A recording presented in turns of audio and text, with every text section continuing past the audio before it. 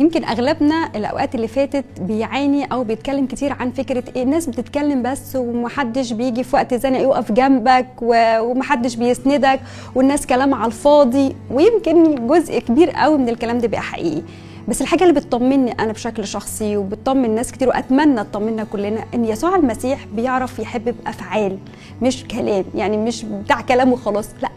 كان يقول يصنع خيرا، كان بيلمس الناس الموجوعين والتعبانين، كان بيروح الذين لا راعي لهم، اللي محدش بيسأل فيهم،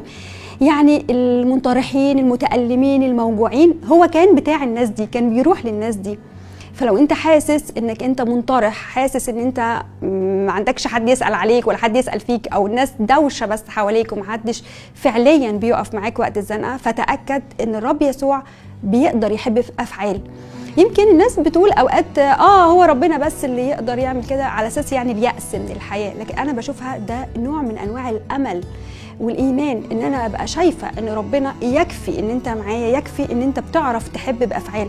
يسوع المسيح كانت حياته كلها اعلان عن هو يقدر يحب بافعال، مفيش حاجه عملها مجرد كلام. فثق ان الله بيحس بيك وان هو يقدر يشتغل معاك بافعال مش مجرد كلمات هو بيقولها.